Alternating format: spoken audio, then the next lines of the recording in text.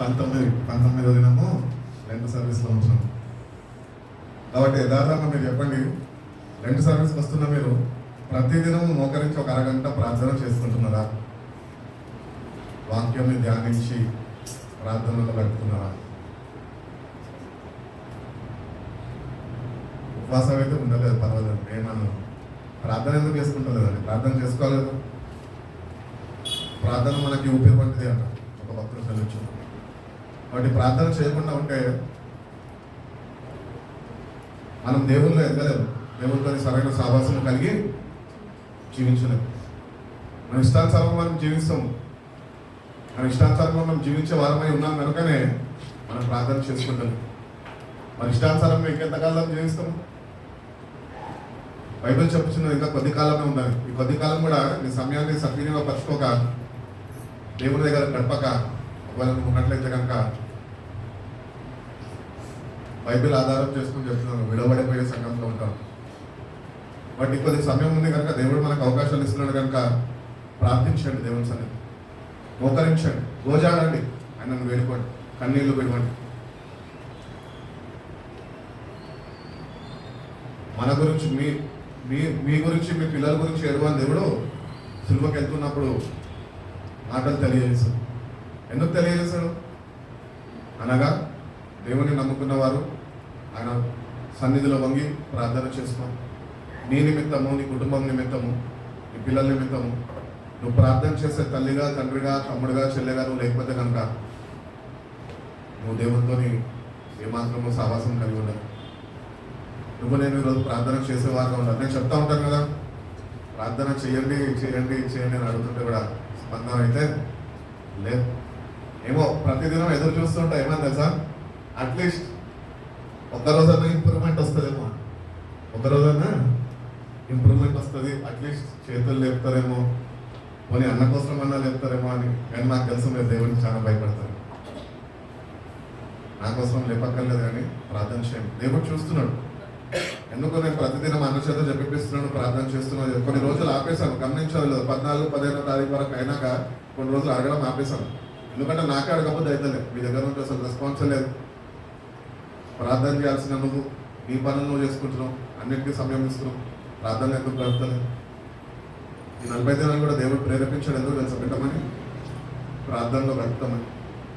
ఆయన వాక్యం ప్రతిదినం విని విడిచిపెట్టడం కాదు, కానీ ఆ వాక్యం విన్న వాక్యం నిమిత్తము దేవుని సన్నిధిలో ప్రార్థన చేసుకుంటాం. ఈరోజు విన్నారు, ఈరోజు ఒకవేళ ఓపిక లేకపోయినా పొద్దున్న లేచి ప్రభా పలానా వాక్యంతో మనతో మాట్లాడవు, మరి దాని నిమిత్తం నేను ప్రార్థన చేసుకునే కృపను నాకు అనుగ్రహించు అని కూడా ప్రార్థన చేయకపోతే దేవుడు ఏం చేయగలదు? మన జీవితాల్లో దేవుడు మార్పు కోరుకుంటున్నాడండి. నేను నిన్న సబ్జెక్ట్ తీసుకొని వచ్చాను కదా, నిన్న సబ్జెక్ట్ ఏంటి? నేను మిమ్మల్ని విమోచించి ఉన్నాను. ఇంకెప్పుడు విమర్శించబడతావు? ఇంకెంతకాలం కాదు? నువ్వు మోకాళ్ళు వేసే అంత వరకు కూడా నీకు విమోచన అనే అనుభవంలోనికి నువ్వు వెళ్ళలేదు. మోకరించండి, దేవుని సన్నిధిలో కోరుకుంటున్నాడు, ఆయన పిలుచుకుంటున్నాడు, ప్రేమిస్తున్నాడు. అన్నీ తెలుసు, దేవుడు మన కొరకు త్యాగం అయిపోయాడు, బలి అర్పణగా అర్పింపబడ్డాడు, అన్నీ తెలుసు.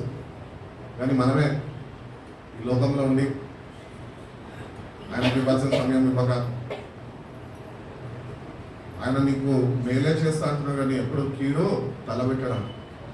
అంటే అటువంటి దేవుడు నీ దగ్గర నుంచి ఆశిస్తున్నప్పుడు ఇంకా ఎంతకాలం ఆయనని బాధ పెట్టేవాడిగానే ఉంటాం.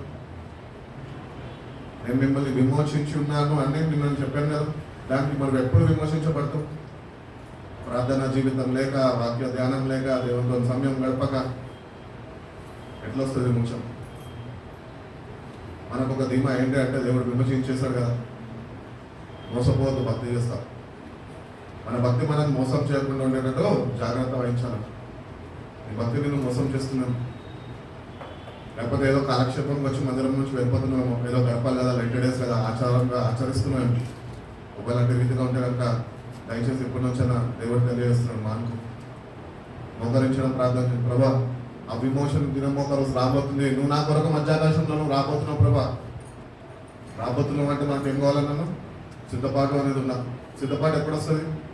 క్రమం లేకుండా సిద్ధపాటు ఉండదా? నీ క్రమమే లేదు, ప్రార్థన జీవితమే లేదు. వాక్య ధ్యానమే లేదు. మోకరించండి, ఈ రోజు కన్నా మోకరించండి దేవుని సన్నిధిలో. కాబట్టి దేవుడు మనం విమోచించాలి అని ఆశపడుతున్నాడు. దేవుడు ఒకటే తెలియజేస్తుంది ఏంటి అంటే, నేను ప్రత్యక్షమయ్యే గడియలో సంగమం పిలువబడుతున్న మనం వాక్యం చేత చాలు చేసుకొని ఆయన రాకడ కొరకు ప్రతినిత్యము సిద్ధపాటు కలిగి ఉంటాను. చెప్పినాడు, అకస్మాత్తుగా వచ్చేస్తుంది. విడబడిపోతే ఏంటి పరిస్థితి? ఇంతకాలం మందిరానికి వచ్చి అంత వ్యర్థమే కదా.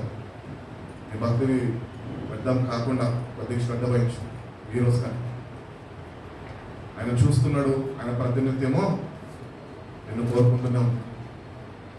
ఆయన మర్చిపోయి ఈ లోకంలో ఉన్న వాటి అన్నిటి మీద అందరి మీద శ్రద్ధ వహించి ఇంకా జీవితాన్ని ఎందుకు అట్లా కొనసాగించేస్తుంది? ఏమన్నా లోకంలో ఉపయోగకరమైన ఉన్నాయా? అవి ఏమన్నా నీకు ఆత్మీయంగా నేను బలపరిచి ఉన్నాయా? బలపరిచే దేవుని వాక్యము, బలపరిచే దేవుని సన్నిధి, బలపరిచే సేవకులు ఉన్నప్పుడు విని మనము బలపడడానికి ఇష్టపడము. నేను బలపడమని ఇట్లానే ఉంటానంటే మేమేం చేయగలుగుతాం? మేమేం చేయలేము. బలపడం దేవుడు నేను బలపరచాలని ఆశపడతాను. బలహీనులు నేను బలపరుస్తాను. బలహీనులమే మనం చేయలేము, ప్రార్థన చేయలేము, దేవునితో సావాసం చేయలేము. అయినప్పటికీ దేవుడు అంటున్నాడు, నువ్వు అట్లీస్ట్ ప్రయత్నించు. చేత కాదండి, చేత అవుతుంది. మనసు ఉంటే మార్గం ఉంటుంది. మనసు లేదు మీకు.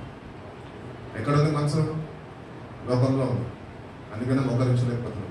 పెట్టు దేవుని మీద. మొన్న కూడా చెప్పుకుంటూ వచ్చాను, దృష్టి నిలిపాయన మీద. ఆయన మనమే కదా ప్రేమించింది, మన కోసమే కదా. నీ నిమిత్తం, నా నిమిత్తమే కదా ఆయన కల్వరి శిలువలో యాగమైంది. నాకు కూడా చెప్పేటలు ఉన్నప్పుడు ఇల్లే. నేను దేవుని మహాకృపను బట్టి దేవుడే నేర్పించుకుంటూ వచ్చాడు, గ్రహింపించాడు, మోకరించడం ప్రారంభించిన, ప్రేరేపణించాడు, మోకరించు నా సన్నిధిలో. నేనా 40 రోజులు అనుకున్నాను. ఇప్పుడు ఒకటే విశ్వసిస్తున్నా, ఆయన ఉన్నాడు, నన్ను నడిపిస్తాడు. ఆయన మనతో ఉన్నాడండి. ప్రతినిత్యము నిన్ను నన్ను సరిచేయాలని, నేను నన్ను బలపరచాలని ఆశపడుతున్నాను. కానీ మనమే ఇంకా శ్రద్ధ వహించక, గ్రహించక, ఆయనను ప్రేమించక ఈ లోకంలో ఇంకా అనేక విషయాల్లో మనము ఏమంటారు తొందరపడుతూ అనేక విషయాల్లో ఎక్కువగా ఆలోచిస్తూ దేవుణ్ణి మర్చిపోతున్నాం. దేవుణ్ణి మర్చిపోతే ఆయన నిన్ను మర్చిపోయడానికి ఏంటి పరిస్థితి? ఎందుకంటే విమోచిస్తాను అన్నాడు కనుక ఆయన ఇంకా శ్రద్ధ వహిస్తున్నాం. విమోచించబడాల సంఘటన ఎదురు చూడాలా? విమోచన దినం కొరకు ఎదురు చూసే వారికి మనం ఉన్నాం. ఇప్పుడన్నా రావచ్చు, రేపన్నా రావచ్చు, 10 సంవత్సరాలైనా కన్నా రావచ్చు. ఒక క్రైస్తవుడు సంఘం అని పిలవడుతున్న నువ్వు 10 సంవత్సరాల కన్నా ఓపిక సహనంతో ఆయన కొరకు వేసి చూడాలి. ఆయన వైపు నీ దృష్టి నింపే ఉండాలి. అంతేగాని 10 సంవత్సరాలు ఉంది కదా నాకెందుకు ఎప్పుడు అనుకో. కాబట్టి ఆయన ఎప్పుడన్నా వస్తాడు. ఆ విమోచన దినంలో నువ్వు నేను ఆయన కలవాలి అంటే కనుక దేవుడు కోరుకుంటున్న రీతిగానే మనం జీవిస్తేనే మనం ఆయన కలవగలుగుతాం. రాకపోతే ఆయన కలవాలి. ఒకవేళ ఆయన కలవకపోతే కనుక మనకు ఆత్మరక్షణతో కోల్పోతాం. తర్వాత రక్షణ రాదు. ఉన్నప్పుడే మనము రక్షణని గుర్తించి, గ్రహించి దాని ప్రకారం ఆ రక్షణని కాపాడుకోకుండా తర్వాత దేవుడే రక్షిస్తాడులేండి అనుకుంటే అవ్వదు. రక్షణ ఉన్నప్పుడే. అందుకనే దేవుడు అంటున్నాడు వాక్యంలో ఏమంటాడు తెలుసా? కృపాకాలము అంతం కాకు మునిపే. ఇంకెంత ఇప్పుడు బ్రదర్ ప్రార్థన చేస్తే అన్నారు, ఎక్కడైతే పాపం విస్తరింపబడుతుందో అక్కడ దేవుని యొక్క కృప విస్తరింపబడుతుంది కదా అని ఇంకా ఎంతకాలం ప్రార్థన చేయకుండా, ఎంతకాలం మోకరించకుండా, ఎంతకాలం నీ జీవితాన్ని వాక్యం చేత కట్టుకోకుండా ఇంకా ఎంతకాలం పెడతావు? అంతమైపోతుంది. ఇంకా సెకండ్లో అయిపోతుంది. రక్షించే నాలుగు అంటూ వరకే సమయం ఉన్నప్పుడే గుర్తించు ప్రభు. ఆయన హృదయాన్ని గుర్తించు. ఆయన నిన్ను కోరుకుంటున్నాడు అని గుర్తించు. ఒకవేళ నువ్వు ఆయన కాదని వెళ్తే కనుక ఇంకొకటి కూడా గుర్తించు. ఏంటి తెలుసా? నరకంలో ఉంటాం, ఎక్కడ ఉండవు, అగ్నిలో ఉంటాం, అగ్నిలో కాలాలంటాం. అందుకనే జీవితాలు మార్చుకొని దేవుడు చెప్తున్నాం. ఇప్పటికన్నా వెళ్తున్నాం. అకస్మాత్తుగా రాకపోతే అకస్మాత్తుగా మరణం వస్తే దేవునితో సరైన సహవాసం లేక, దేవుని చేత సమయం గడపక ఎక్కడికి వెళ్ళిపోతాం మనం ఈరోజు. ఇవన్నీ ఒకసారి గమనించవలసిందిగా ప్రభు పెద్ద మీ అందరికీ తెలియజేస్తున్నాను, వేడుకుంటున్నాను. కాబట్టి గమనించండి. అన్నీ ఏదో క్లాస్ పిక్తున్నాడు అనుకునేట్టు వాళ్ళు అనుకున్నాము. నాకేమి అభ్యర్థురాలు లేవు. నేను చెప్పేది చెప్తాను. దేవుడు ఏం చెప్పమన్నాడు? ఆత్మరక్షణ ఇంపార్టెంట్. మందిరానికి వస్తున్నారు, కొన్ని సంవత్సరాల నుంచి వస్తున్నారు. ఏమన్నా అంటే ఫోన్ చేస్తారు, అన్న ప్రార్థన చేస్తున్నా. మీ బాధ్యత దేవుడిని నన్ను అడుగుతాడు. మీరు లైట్ తీసుకుంటే నేను లైట్ తీసుకోను, సీరియస్గానే ఉంటుంది. ఎందుకంటే మిమ్మల్ని ప్రేమిస్తున్నాను. ప్రభు ప్రేమించే వారిని శిక్షిస్తాడు. శిక్ష రాకమునిపే ప్రభుని గుర్తించి, ఆయన ప్రేమను గుర్తించి, ఆయన ప్రేమను గుర్తించి ఈ రోజు కన్నా పశ్చాత్తాపడు దేవుని దగ్గర. ప్రభా నన్ను అయితే క్షమించు, నేను కన్నీళ్ళు నిన్ను తగ్గించు ఆయన సన్నిధి. మనిషికి గర్వం ఎంతకాలము, స్వయము గర్వము వెళ్తూ ఉంటుందో వాళ్ళు ప్రార్థన చేయలేరండి, వాక్యం చదవరండి. కాబట్టి ఏది వెళ్తున్నది ఈరోజు ఈ లోకంలో ఉన్న అంధకార శక్తుల, లేకపోతే దేవుని ఆత్మచేత నడిపింపబడేవాడుగా అట్లీస్ట్ కోరుకొని ఆ కోరిక కలిగి నువ్వు దేవుని దగ్గర ప్రార్థన చేస్తున్నావు. ఆత్మచేత నడిపింపబడేవారే నాకు కుమారులు కుమార్తెలు అని దేవుడు అంటాడు. మరి ఇంకెప్పుడు నడిపింపబడతాం ఆత్మతో? ప్రార్థన లేదు, వాక్యం లేదు, ఆచార భక్తిలోనే ఉంటుంటే అయితే ఆ రిడమ్షన్ డే మనం ఎప్పుడు చూడలేదు, చేరలేమైనది. మీరందరూ చేరాలని నా ఆశ. బోధిస్తున్న నేను తప్పిపోకూడదు అని ఒక భయం. ఉపవాసాలు ఉండే కన్నీరు ప్రార్థన చేసుకుంటుంటే దేవుడిచ్చిన రక్షణ ఆనందము, దేవుడిచ్చిన రక్షణ ఏంటో విలువ తెలుస్తుంది. ఉపవాసాలు ఉండాలని నేను ఎవరిని కంపల్షన్ చేయను. మీకైతే ఉండండి, మంచిది. లేదంటే కూడా ప్రార్థనలో గడపండి. అటు అది లేదు, ఇటు లేదు, అవ్వలేదు, బువ్వలేదు. ఏముంది? ఖాళీ ప్లేట్లో పెట్టలేదు. అట్లనే అయిపోయింది క్రైస్తవ జీవితం. ఎక్కడ పోయి ఎవరిని పట్టుకుందాం, చిప్ప పట్టుకొని తిరిగినట్టు. రక్షణ భాగ్యం దేవుడు ఇచ్చినప్పుడు దాన్ని గుర్తించి, గ్రహించి, దాన్ని కాపాడుకొని, శ్రద్ధ వహించి ప్రార్థన చేసుకుంటున్నాము. భక్తులందరూ ముమ్మార్లు ప్రార్థనలు ఎందుకు చేసుకున్నారు? దేవుని యొక్క శక్తిని పొందుకునేదానికి కదా. ఒకవేళ దేవుని శక్తిని పొందుకోకపోతే ఈ లోకంలో లోకాధికారి యొక్క తలంపులు శక్తితో నేను నింపుతాను. అప్పుడు నువ్వేం చేసుకోండి, ఈ లోకంలో ఉన్న వ్యవహారాలన్నింటి మీద శ్రద్ధ వహిస్తావు, కానీ దేవుని మీద ఏమాత్రమో శ్రద్ధ వహించవు. దేవుని వాక్యాన్ని ఏమాత్రమో వాడు ప్రేమించనీయడు నిన్ను. నేను అంటాను, నీ అంతటా నువ్వు బైబిల్ చదువుతలేదని నేను ఎప్పుడు నిలదీయను, ప్రశ్నించాను. కానీ నీలో ఏదైతే దురాత్మ చెల్లరేగుతుందో అది నేను చదవనిస్తలేదని చెప్తుంది. ఆ దురాత్మ ఎందుకు నీలో చెల్లరేగుతుంది, ఎందుకు మోకరించలేకపోతుంది? నువ్వు మోకరించి ప్రార్థన చేస్తే వాడు పారిపోతాడు, వాడు వెళ్ళిపోతాడు. మోకాళ్ళు వేసిన వాళ్ళు దేవుని సన్నిధిలో వాడు నిలవలేడు అక్కడ. కాబట్టి వాడి చేతుల నుంచి ఈరోజు నువ్వు నేను విడుదల పొందుకోవాలి అంటే కనుక మనం మొట్టమొదటిగా దేవుని సన్నిధికి వెళ్ళి మనం అప్పగించుకొని దేవా వాక్యం చదువుతాను, వాక్యం చేయడంలో సరిచేయి కట్టు. మొదటి దినం నుంచి చెప్తానే వస్తున్నాను. 19వ దినానికి వచ్చేసాను. చూస్తా ఇట్లానే ఉన్నాం అనుకో, 39వ దినం అయిపోతుంది. 29, 30 అంతే కదా. అంటే ఎన్ని రోజులు? 22 రోజులు మాత్రమే. ఇన్నిసార్లు దేవుడు మనల్ని ప్రేమిస్తూ, గద్దిస్తూ, ముద్దాడుతూ, వాక్యం చేత మాట్లాడుతూ కర్తను జీవితాలు అంటే ప్రార్థనలు మనము చేసుకోకపోతే, మనం దేవుడు చెప్పినప్పుడు ఆయన మాటకి విధేయత చూపకపోతే కనుక దేవుడే ఇంకా దేవుడికి అప్పగించేవారుగా మనం ఉండాలి. ఇంకా దేవుడే చూసుకోవాలి. ఇంకా దేవుడి ఇష్టం అని దేవుడిని బాధ పెట్టేవాడుగా ఉంటున్నాము. జాగ్రత్త వహించి చాలు, ఆల్రెడీ బాధ పెట్టాం, ఇంకా బాధ పెట్టాల్సిన అవసరం లేదు. ఎప్పటికైనా జీవితాన్ని మార్చుకో, ఆయన వైపు తిరుగు. విమోచించి ఉన్నాను మిమ్మల్ని అన్నాడు. ప్రభువా నన్ను విమోచించు, నీ రక్తంతో నన్ను ప్రతినిత్యం కడుగు అని అడగాల మన దేవుడు. విమోచించిన వారికి ఏమేమి లక్షణాలు ఉంటాయంట? నీతిగా ఉంటారంట, పరిశుద్ధతగా ఉంటారంట. నీతి పరిశుద్ధత ఉందా మనలో? చాలా మటుకైతే ఉండదు. కానీ దాన్ని కాపాడమని ప్రభు దగ్గరికి వెళ్ళి ప్రార్థించాం. ప్రభా నువ్వు నీ పరిశుద్ధతని నువ్వు నాకు అనుగ్రహిస్తాను. నేను ఉండాలి అని పొందుకుంటున్నాను, ఒక తీర్మానం చేసుకుంటున్నా, కానీ నేను ఉండలేకపోతున్నా.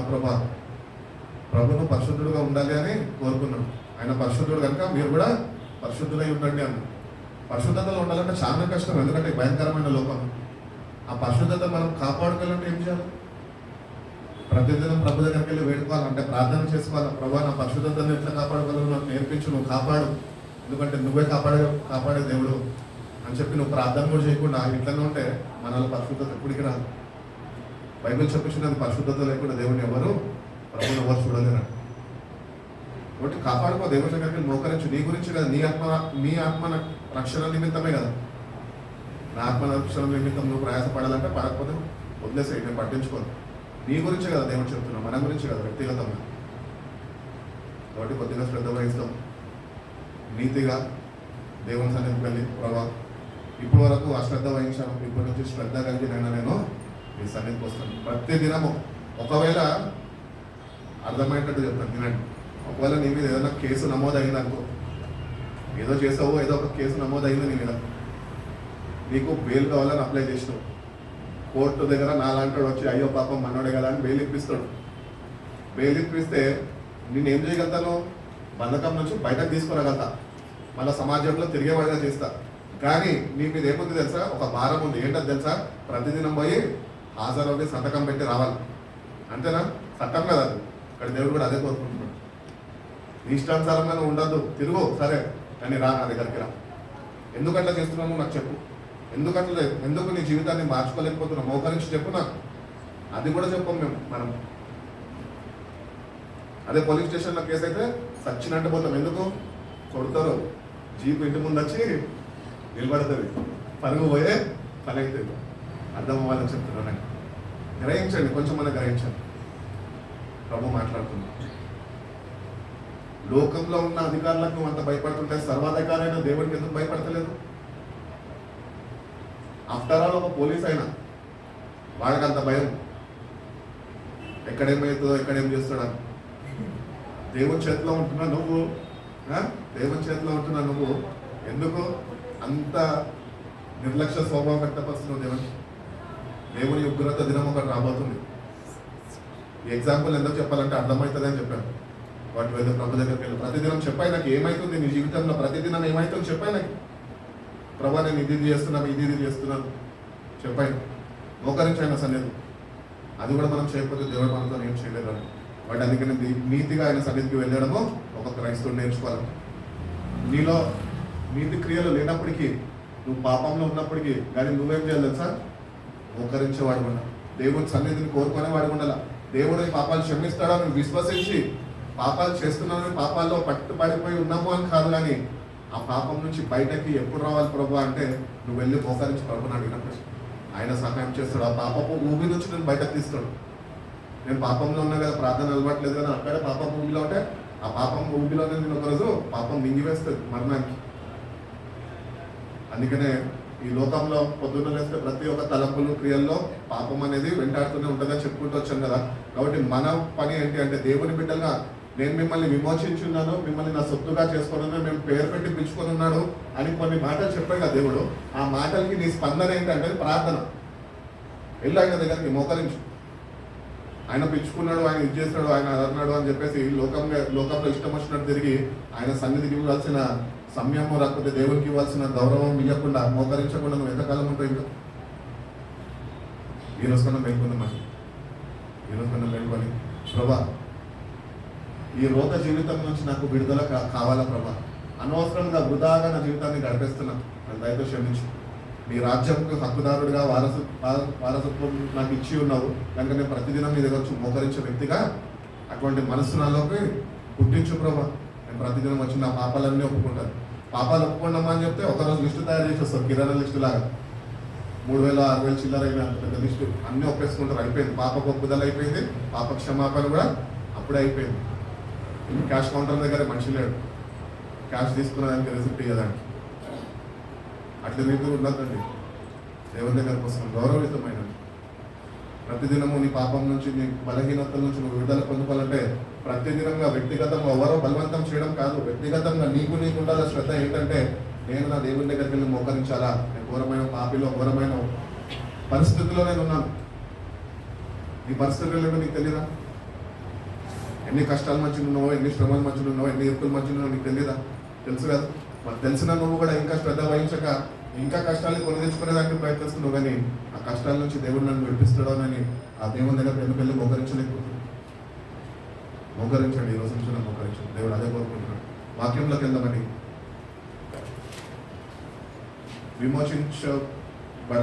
విమోచించబడాలి అని దేవుడు మాట్లాడుతున్నాడు. నిన్ను చూసుకున్నాము. ఈరోజు అదే వాక్యంలోకి వెళ్దాము. ఈ వాక్యం చదువుతున్నప్పుడు దేవుడు ఒకటే తెలియజేస్తున్నాడు. ఈ రెండో భాగం మెసేజ్కి రెండో భాగము ఈరోజు మాట్లాడుతుండగా దేవుడు ఇదే తెలియదు. ప్రియ సంగమ, పాపం నుంచి విడుదల మీకు కావాలి, అందుకనే నా యుద్ధకు రండి అని దేవుడు మాట్లాడుతున్నాడు. సంఘం అంట గుర్తించలేకపోతుందంట పాపంలో ఉన్నాం మనం. పాపం మనల్ని ఏతుంది అని గుర్తించలేకపోతున్నాం మనం అంట. కానీ మనం ఏమనుకుంటున్నాం అంటే తెలుసా, సంఘంలో ఉండి దేవుడు మనం నడిపిస్తున్నాం. ఏమన్నా అంటే మనకి జ్ఞానం ఎక్కువ కదా. ఒక్కడిని ఆయన ఆకర్షిస్తేనే కానీ వాడు నా యుద్ధకు రాడు, అది తెలుసు. నీ హృదయం ఎట్లుంది? వస్తున్నాం మందిరానికి, దేవుడు మాటలు వింటున్నాం. ఎట్లా స్పందన ఉంది నీకు? రెస్పాన్స్ ఏది? రెస్పాన్స్ కావాలని దేవుడు అదే కోరుకుంటున్నాడు. వాటి ప్రియ సంఘమ, పాపం నుంచి విడుదల మీకు కావాలంటే, మీకు ఇన్ ద సెన్స్ సంఘం క్రీస్తు యొక్క శరీరం అయ్యున్నాం. మనకి పాపం నుంచి విడుదల కావాలి అంటే ప్రతిదినము ప్రభు దగ్గరికి వెళ్ళేవారుగా మనం ఉండాలి. పాపపు అపవాది చేతి నుంచి మనం తప్పించబడాలంటే ప్రార్థనా జీవితము మనము కలిగి ఉండాలి. నువ్వు ఎప్పుడైతే ప్రార్థన చేయకుండా ఉంటావో అపవాది బలం పొందుకుంటూ ఉంటాడు. అంటే నువ్వు బలహీనంగా అయిపోతుంటావు. ప్రార్థన శక్తి అనేది నీలోంచి తీసివేస్తాడు. ఆ ప్రార్థన శక్తి లేనప్పుడు, ఆ శక్తి నీలో లేనప్పుడు దేవుడు ఎట్లా నింపగలరు శక్తితో? అప్పుడు అపవాది చూసుకుంటాడు, అది గుర్తిస్తాడు. ఇంకంతే వీళ్ళది ఏదో ఒకటి ఆకర్షణకు లోను చేసేసి వీళ్ళని ఇంకా లోకంలో నింపుదాం, కానీ వాళ్ళకి ఎన్నటికీ ప్రభు యొక్క సన్నిధిలో మోకరించద్దు. ఎందుకంటే వాళ్ళు మోకరిస్తేనే వాళ్ళని ఏం చేయలేరు అని వాడికి తెలుసు. అందుకనే మనం మోకరించనియడు. అందుకనే మనం మోకరించే వారుగానే మనం ఉండాలని దేవుడు తెలియదు. కొరింథీయులకు రాసిన మొదటి పత్రిక చదువుదామండి. కొరింథీయులకు రాసిన మొదటి పత్రిక 1వ అధ్యాయము 28 నుంచి 31 వాక్యాలు. ఏ శరీరియు దేవుని ఎదుట అతిశయింపకుండునట్లు జ్ఞానులను సిగ్గుపరచుటకు లోకంలో నుండి వెర్రివారిని దేవుడు ఏర్పరచుకున్నాడు. వాళ్ళు ఎవరో కాదు, నేనే. అర్థమవుతుందా? చూస్తున్నారా నన్ను? ఒకసారి నేనే వెర్రివాడు అని ఉంది కదా, దానిలో ఒకటి నేను. ఎందుకు? లోకంలో దాన్ని బట్టి సంఘం అతిశయిస్తుందంట. దేవుణ్ణి బట్టి అతిశయించాల్సిన సంఘము ఈరోజు లోకంలో ఉన్న వాటిని బట్టి అతిశయిస్తున్నారు. అందుకనే వెర్రివారిని ఏర్పరచుకున్నాడు దేవుడు. ఒకప్పుడు ఒక వ్యక్తితో మాట్లాడాలంటే మాట వచ్చేది కాదు నాకు. ఎందుకంటే ముఖం తెలియదు, ఏం మాట్లాడాలి, ఎవరు వాళ్ళు, నాకేం పని. ఏమన్నా అవసరం ఉంటే అవసరంకి నా దగ్గర ఏమన్నా సహాయం చేసేది ఉంటే చేస్తుండే, అంతేగాని ఎప్పుడు ఎవరితో మాట్లాడేటోని కాదు. సంఘం వస్తే ప్రైజులాడని చెప్పి అలవాటు కూడా లేని వ్యక్తిని నేను. ఎందుకు అట్లా? అయినా నన్ను ఎందుకు దేవుడి కట్టిలో పెట్టుకున్నాడు? నేను ఆయనను బట్టి అతిశయించడం నేర్చుకున్నాను. ఈ లోకంలో ఏమున్నా ఏం లేకపోయినా నా ప్రభు నాకున్నాడు, నాకు అదే చాలు. నన్ను చూసుకుంటాడు, నన్ను కాపాడుతాడు, నన్ను నిత్య రాజ్యంలోనికి చేర్చుకుంటున్నాడు. విశ్వాసము, దృఢ విశ్వాసం కలిగి జీవిస్తున్నాను. మనం అనుకుంటున్నాం వేరే వాళ్ళంటే ఈ లోకంలో ఉన్నారు పనికి రాని వాళ్ళు, సరే వాళ్ళు అనుకుంటాం. వాళ్ళు ఎవరో కాదు, మనమే. వస్తున్నాము, వింటున్నాము, కానీ ఇంకా వేరేతరం నుంచి బయటకు రాకుండా వాక్యం వింటున్నాం. చెప్పుకుంటూ వచ్చాను కదా, సంఘంలోని గట లోకం ప్రవేశించిందట.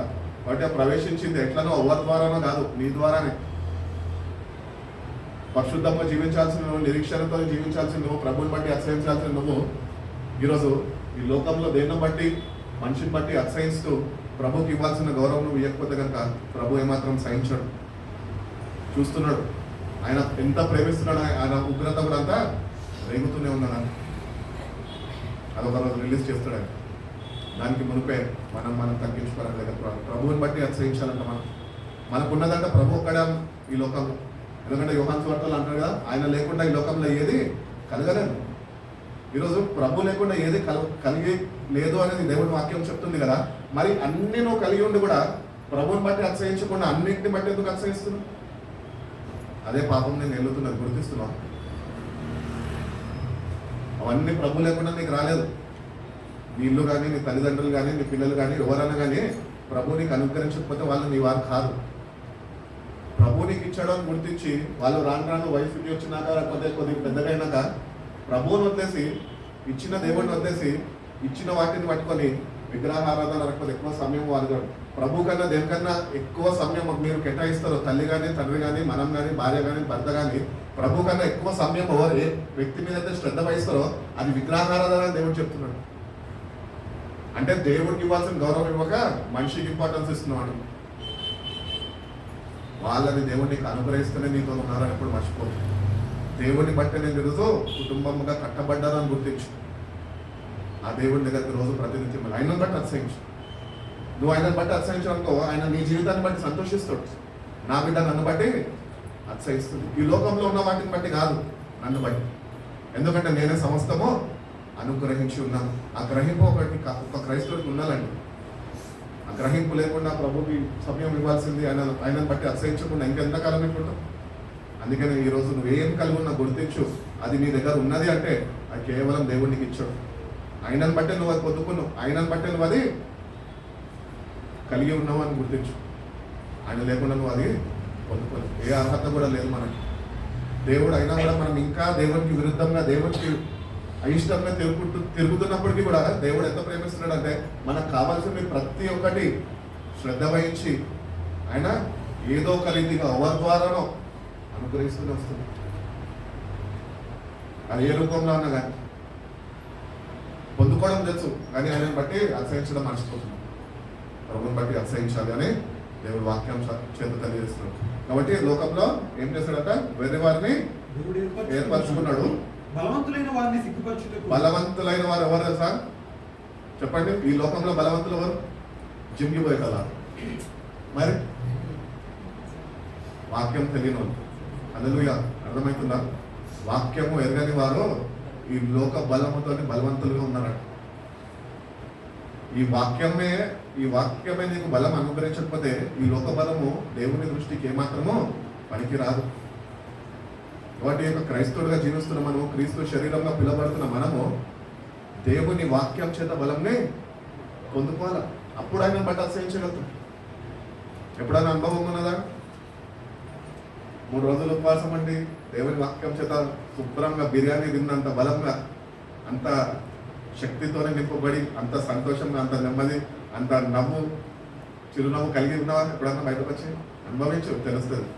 ఒకసారి వెళ్ళు, ప్రభు ఆ అనుభవంలో నన్ను కూడా నడిపించు అని దేవుడిని అడగాలని. కాబట్టి బలవంతులు ఏమంటారు?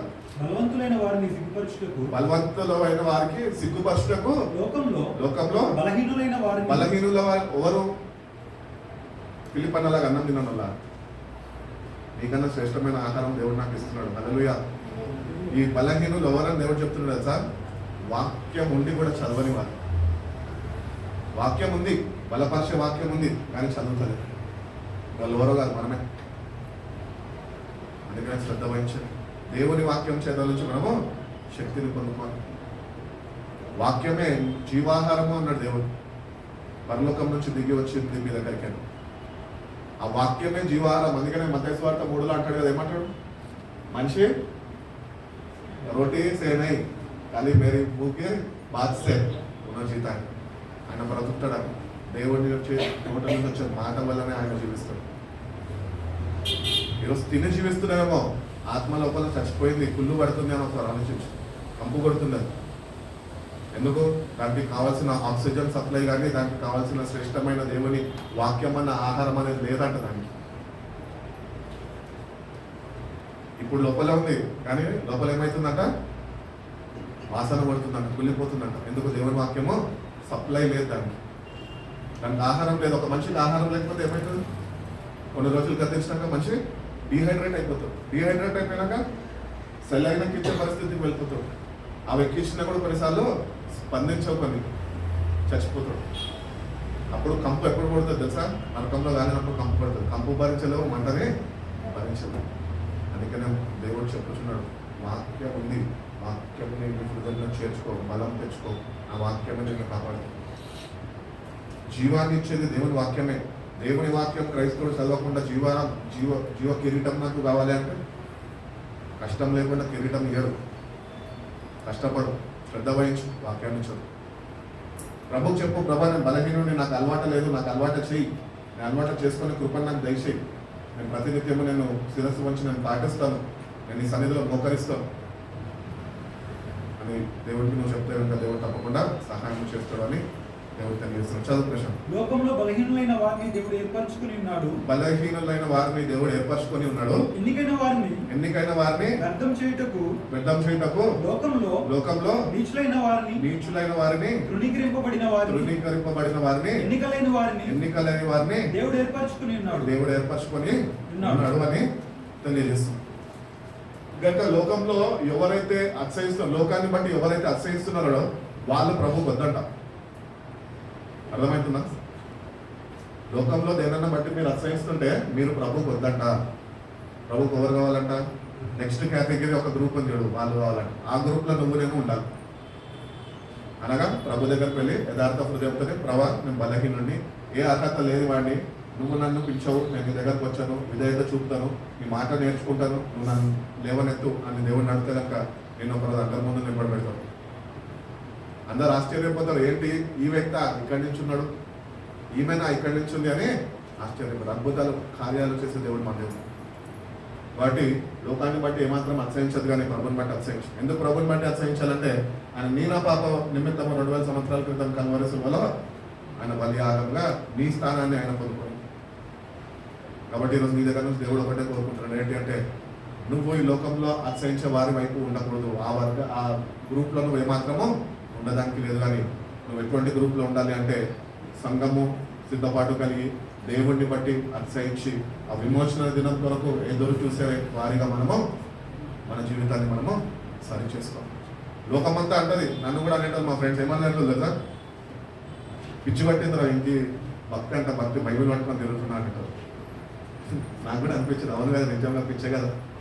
అందరేమో బయట పోయి వాళ్ళ పనులు వాళ్ళు చేసుకొని ఫ్రెండ్స్ అంతా కూర్చొని మంచిగా ఆడుకొని ఎంజాయ్ చేస్తుంటే వాళ్ళందరితో ఉన్న నేను మళ్ళీ వచ్చేసి వస్తువు అని తెలుసుకొని గ్రహించి మళ్ళీ బైబిల్ పట్టుకుంటే ఏదైనా చేసారు. వెరివాడు పిచ్చెక్కింది వానికి, భక్తి భక్తి భక్తి అని భక్తి చేసుకుంటాడు అని చెప్పాను. సరే, భక్తి వాళ్ళకి తెలుసు, కానీ భక్తిలో ఉన్న శక్తి నాకు తెలుసు, అనుభవిస్తున్నాను. కాబట్టి మనం దేవుని దగ్గరికి ప్రతినిత్యం వెళ్ళి ఆయన అనుగ్రహిస్తున్న శక్తిని పొందుకొని ఆయనను బట్టి అతిశయించే వారుగానే ఆయన ప్రియ సంఘం ఉంటుంది అని దేవుడు మాట్లాడుతున్నాం. కాబట్టి ఈరోజు నువ్వు ప్రియ సంఘంగా పిలువబడుతున్నావా అని అతిశయిస్తున్నావా, లేకపోతే దేవుడిని బట్టి అతిశయిస్తున్నావా? ప్రియ సంఘంగా ఏర్పాటులో ఉన్నావా అని అతిశయించద్దు, కానీ నువ్వు ఒక ప్రియురాలుగా ఆయనకి ఉన్నావా, ఆయనను బట్టి అతిశయించగలుగుతున్నావు. అటు రీతిగా మన జీవితాన్ని మనం సరి చేసుకుంటే కనుక దేవుడే మనకి తోడుబాటు నడిపిస్తాడు. రెండోగా మనం చూస్తాం, అదే కొరింథీయులకు రాసిన 2వ పత్రిక 10వ అధ్యాయము 17వ వాక్యం. అతిశయించువాడు ప్రభువునందే అతిశయింపవలెను. ప్రభువు మెచ్చుకునేవాడే యోగ్యుడు, కానీ తన్ను తాను మెచ్చుకునేవాడు యోగ్యుడు కాడు. అబ్బా, ప్రభు మెచ్చుకుంటేనే మనం పరలోక రాజ్యంలో ఉంటామంట. అంతేనా? యోగ్యుడు అనగా పరలోక రాజ్యానికి అర్హుడు. సో పరలోక రాజ్యంలో క్రైస్తవులందరూ పోరు. యోగ్యత ఉండాలి, అర్హత ఉండాలి. అందుకని మనము ప్రభువుని బట్టి అతిశయించే వారిగానే మన జీవితాన్ని ఆయన వైపు మలుచుకోవాలా. మన జీవితాన్ని ఆయన చేతులకి అప్పగించుకునే వారమై ఉండాలి. ఎఫెసీయులకు రాసిన పత్రిక 1వ అధ్యాయం 7వ వాక్యం చదువుకుందాం.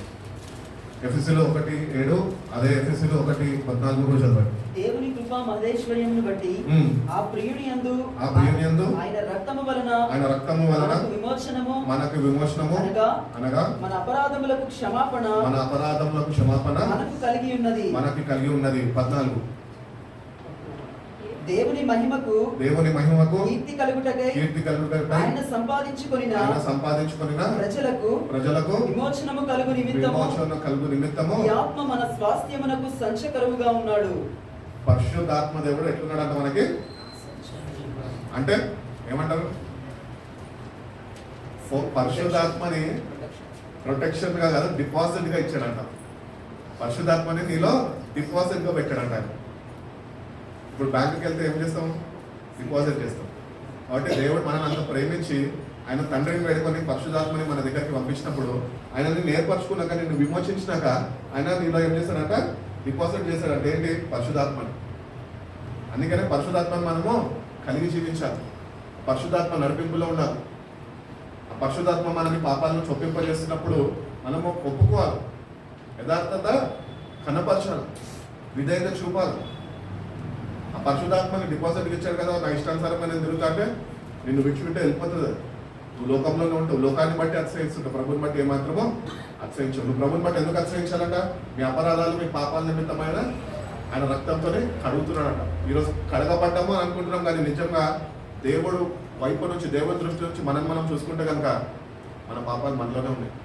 దేవుని దృష్టికి ఏమాత్రమో సంఘము అంగీకారంగా లేదా. అందుకని సంఘంగా ఉంటున్న వ్యక్తిగతంగా నువ్వు నేను ఈరోజు ఏం చేయాలి తెలుసా? వెళ్ళి ప్రభువుని బట్టి అతిశయించి, ప్రభా నువ్వు కార్చిన రక్తం చేత నా పాపాలు కడగబడతాయి, నేను ఒక నూతన హృదయం పొందుకోగలుగుతాను, అది నువ్వు నాకు అనుగ్రహిస్తావు, నాకు కావాలని ప్రతిమలాడుకోవాలా, గోజాడాలా, వేడుకోవాలి. అది నువ్వు చేయకుండా నేను చేస్తే నాకు వస్తుంది, నీకు రాదు. అందుకని వ్యక్తిగతంగా దేవుని దగ్గరికి వెళ్ళి ప్రార్థనలో గడిపి ఆ విమోచన దినము ఆయన నిన్ను జ్ఞాపకం చేసుకోవాలి అంటే కనుక రాకడలో నువ్వు ఈ క్రమంని పాటించు. ప్రభుని బట్టి అతిశయించడం, ప్రభుని బట్టి అతిశయించడం అంటే తప్పకుండా ప్రార్థన జీవితం ఉండాల్సిందే. ప్రార్థన లేకుండా ప్రభుని అతిశయించడం. మందిరానికి వెళ్ళేసి వస్తా అంటే సరిపోదు, ఒకరోజు ఒక పూట ఉపవాసం ఉంటా అంటే సరిపోదు. ప్రార్థన జీవితం కలిగి ఆ ప్రార్థనలో ప్రభు నీకు పరిశుధాత్మని డిపాజిట్గా ఏమని పెట్టాడు తెలుగువాడు అక్కడ? పంచకరుడుగా పెట్టాడు. ఆ పరిశుద్ధాత్ముడే నిన్ను ఏం చేస్తాడంట తెలుసా? ప్రార్థనలో నడిపిస్తాడంట, ప్రార్థనలో పాపాలు ఒప్పింపజేస్తాడంట. అదే పరిశుద్ధాత్మ దేవుడు ఆయన కార్చిన రక్తం చేత నీ ప్రతి ఒక్క పాపంని కడుగుతాడు. ఒకటి అంతా ఒక క్రైస్తవుడు పాటించాల్సిన ప్రాసెస్ అనమాట. ఇది ప్రాసెస్ లేకుండా మై సిన్స్ ఆర్ ఫర్గివెన్ అంటే they are not, it is your foolishness. నీ అజ్ఞానం మాత్రమే. నేను ఒప్పేసుకున్నా కడిగేశాడు ప్రభు, నేను కడగలే. అందుకనే ప్రభు దగ్గర ఆయనను బట్టి అతిశయించు. ఆయన కానీ రక్తం కార్చకపోయింటే ఈరోజు నువ్వు నేను ఎంత భక్తి చేసినా, ఏ భక్తి చేసినా ఆఖరికి కాలాల్సింది నరకంలో. ఆ నరకంలో కాలకూడదని ప్రభు నీ కొరకు రక్తము కార్చు. ఈరోజు నీ పాపాలు నిజంగా కడగబడాలంటే నువ్వు వెళ్ళి మోకరించాలా. ప్రభా నిన్ను బట్టి నేను అతిశయించు, నీ త్యాగాన్ని బట్టి నేను అతిశయిస్తున్నా. ఈరోజు ఇంత దౌర్భాగ్య స్థితిలో ఉన్న నన్ను కూడా నువ్వు ప్రేమిస్తున్నావు అంటే కేవలం నీ త్యాగము, నీ ఏమంటారు ఆయన చిత్తమే. ఆయన ఇష్టపడ్డాడు మన కోసం, తన ప్రాణాన్ని పెట్టదు. వాడు ఈరోజు ఇష్టపడు దేవుని దగ్గర. వెళ్ళు, ఒప్పుకో, అన్నీ ఒప్పుకో దేవుని దగ్గర. నేను ఎట్లుంటో తెలుసు దేవునితోనే ప్రతిదినం చేసినానని చెప్తాను నేను. ఎందుకంటే నాకు అటువంటి సహవాసం, రిలేషన్షిప్ అయిన ఏదన్నా తప్పు ఏదన్నా ఏ మాట అన్నా కానీ మాట్లాడిన వ్యక్తులపై ఉంటుంది, మాట్లాడిన మనుషులతో, సందర్భాలతో సహా ఆయన సన్నిధిలో చెప్పేవాడు. ఎందుకంటే చెప్పకపోతే రేపు మర్చిపోతాను, కప్పుకునేవాడిని అయిపోతాను. అందుకని ప్రతిదినం చెప్పేస్తున్నాను. నన్ను ఆయన అట్లనే బలపరుస్తుంటాడు, వాక్యం చేత ధైర్యపరుస్తుంటాడు. సరే బలహీనుడివే, సరే బలహీనత ఉంది నీకు, నేను నీకు బలం ఇస్తాను, నువ్వు ఇంకొన్ని రోజులు నాతో ఉండాలి. ఆ బలాన్ని అట్లా పొందుకుంటుంటా. అట్లనే మనం కూడా ఉండాలండి మన జీవితాలు. అట్లా ప్రభు దగ్గరికి ప్రతిదినం వెళ్ళాలో ప్రభుని బట్టి అతిశయించే వారమై ఉండాలి అని తెలియజేస్తారు. ఇది మన ఫస్ట్ పాయింట్ ఇది. So he is our righteousness. ఆయననే మనం నీ రైచియస్నెస్ ఏమంటారు? ఆయననే మన నీతి, ఆయననే మన పరిశుద్ధత, ఆయననే మన విమోచనం. మర్చిపోద్దు. అందుకనే ప్రభు దగ్గరికి రోజు వెళ్ళేవారు కూడా. రెండోది వెళ్దామండి, God's redemption has to come to all the gentiles. అంటే ప్రభు యొక్క ఈ విమోచన అనేది అన్యుల దగ్గరికి కూడా వచ్చిందంట. ఎందుకంటే క్రైస్తవుల కన్నా అన్యులు ఎక్కువ దేవుని పట్ల శ్రద్ధ వహించారు. ఈరోజు సంఘంగా పిలువబడుతున్న ఏర్పాట్లో ఉన్న మనము దేవుని వైపు, దేవుని మీద నిర్లక్ష్య స్వభావంతో ఉన్నామేమో, కానీ అన్యులు అనగా ఇంకొక దేవుణ్ణి ఆరాధిస్తున్న వాళ్ళు యేసు ప్రభువుని తెలుసుకున్నాక వాళ్ళు శ్రద్ధ వహిస్తున్నారట. వాళ్ళు దేవుడు అంటే అంత గౌరవం ఇవ్వగలుగుతున్నారు, క్రైస్తవులు ఇవ్వలేకపోతున్నారు. మనమే ఉన్నాం నా లోపల. అట్లా ఉండొద్దండి. వాళ్ళని చూసాను నేర్చుకున్నాను. నేను ముస్లిమ్స్ని చూసి ఒకటే అనుకుంటుంటాను. అనుకుంటుంది సార్, వాళ్ళు పాటించేది ఫాస్టింగ్ అంటే భయం వాళ్ళకి. దేవుడు అంటే ఒక క్రమంలో పాటిస్తారు. ఉమ్ము కూడా మిగలదు అని శుభ్రంగా పొద్దున్న 6 గంటలకు ముందే తినేస్తారు, సాయంత్రం 6 తినేస్తారు. మనం అట్లా చేయదు. మనిషి ఎవరిష్టం వాళ్ళదండి. నేను ఎవరిని కించపరిచి మాట్లాడను, కానీ నేను అంటున్న వ్యక్తిగతంగా నీ పరిస్థితి ఏంటి. అందుకని దేవుడు మన వాక్యాల్లో చదువుకుంటూ వచ్చాం కదా, మీకన్నా ముందుగా ఎవరు ప్రవేశించారట? వేషులు ప్రవేశించి ఉన్న రాజ్యంలోనికి. మీరు ప్రవేశిస్తారు ఎప్పుడు? ఇంకా సమయం పడుతుంది బాగా అంటారు. వాళ్ళు మనకన్నా ముందు వెళ్ళిపోయి ఉన్నారు, ఆత్మరక్షణ పొందుకొని ఉన్నారు, వాళ్ళు భద్రపరచబడ్డారు. విమోచన దినంలో ప్రభుత్వాన్ని వాళ్ళు మధ్యాకాశంలో రాబోతున్నారు. వాళ్ళకన్నా ఏమి చేయని మనము ఘోరమైన పరిస్థితుల్లోకి ఆయన సంఘంలో ఎత్తపడకపోతే ఏంటి మన పరిస్థితి? కాబట్టి అన్యులు కూడా దేవుని గురించి తెలుసుకొని దేవుని నమ్ముకొని వాళ్ళ రక్షకుడిగా హృదయంలోకి స్వీకరించి వాళ్ళు ఎప్పటి వరకు అయితే ఎట్లయితే జీవించారో ఆ జీవితాన్ని అంతా విడిచిపెట్టేసి వాళ్ళు ప్రభు కొరకు ఒక ప్రత్యేకమైన జీవితం జీవించడం ప్రారంభిస్తున్నారు. మన క్రైస్తవ సంగతి మన సంగతి ఏంటి? ఇంకెప్పుడు జీవిస్తాం? ఇప్పటికన్నా కొద్దిగా మేల్కొని ప్రభు కొరకు. గల్తీయులకు రాసిన పత్రిక 3:13-14 చదువుకున్నాం. ఒక గల్తీయులకు రాసిన పత్రిక 3:13-14 చదవండి. ఇంకొక అపొస్తలుల కార్యాలు 2:33 ఆత్మను గూర్చిన వాగ్దానము విశ్వాసం వలన మనకు లభించినట్లు అబ్రహాము పొందిన ఆశీర్వచనము క్రీస్తు యేసు ద్వారా అన్యజనులకు కలుగుటకై క్రీస్తు మన కొరకు శాపమై మనలను ధర్మశాస్త్రం యొక్క శాపం నుండి విమోచించి ఉన్నాడు. అందుని గురించి మ్రాను మీద వేలాడిన ప్రతి వాడును శాపగ్రస్తుడు అని వ్రాయబడిన అపొస్తలుల కార్యాలు 2:33 చదవండి.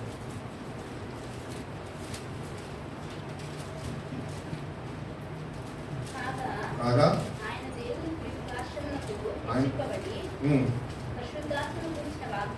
పరిశుద్ధాత్మను గూర్చిన వాగ్దానమును తండ్రి వల్ల పొంది మీరు చూచుచు వినుచున్న మీ మీదకి కుమ్మరించున్నాడు. కాబట్టి దేవుడు వాక్యము అయి ఉన్నాడు. ఆ వాక్యమైన దేవుడు ఈరోజు వచ్చాడు, మన కొరకు బలియాగం అయ్యాడు, మళ్ళీ తిరిగి తండ్రి కుడిపార్శ్వన కూర్చొని విజ్ఞాపన చేస్తున్నాడు. ఆయన వేడుకుంటే తండ్రి ఏమిచ్చాడంట? పరిశుద్ధాత్మని అనుగ్రహించాడు. ఆ పరిశుద్ధాత్మ దేవుడిని మనకి ఎక్కడి నుంచి వచ్చింది? ఆయన ద్వారానే మనకి వచ్చింది. కనుక మనం ఈ పరిశుద్ధాత్మ నడిపింపులో ప్రతినిత్యము ఉండాలి అని సంఘాన్ని దేవుడు కోరుకుంటున్నాడు. మన ఇష్టానుసారంగా మనం తిరగడం కాదు. You should be led by the spirit of God.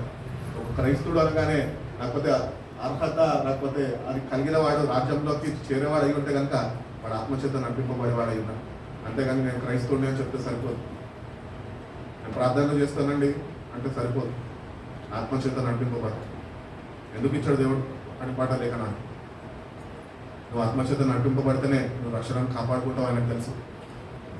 ఈరోజు మనం అనుకుంటాము పరిశుద్ధాత్మతో మనకు పని లేదు, మనం భక్తి చేసుకుని వెళ్ళిపోతే మనం కాపాడబడతాం అనుకుంటాం. పరిశుద్ధాత్మ లేకుండా నీకు కాపాడక విధానమో తెలియదు, కాపాడబడ విధానం మీకు తెలియదు. అందుకని పరిశుద్ధాత్మ చేత నడిపింపబడి దేవుడు పరిశుద్ధాత్మని కుమ్మరిస్తా అంటున్నాడు.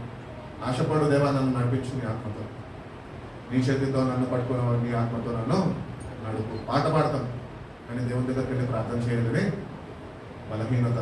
అట్లాంటి వ్యక్తిగా మనం ఈరోజు నాకు కొద్దిగా శ్రద్ధ వహించి దేవుని నడుపు నీ ఆత్మతో నన్ను నడిపించే. ఆయన ఆత్మ నేను నడిపిస్తే అదే పరిశుద్ధాత్మ దేవుడు నీ లోకంలో కాపాడుకుంటూ వెళ్తాడు. అట్లా నేను నా నిత్యమైన అగ్ని నుంచి తప్పించి దేవుని రాజ్యంలోకి చేస్తూ.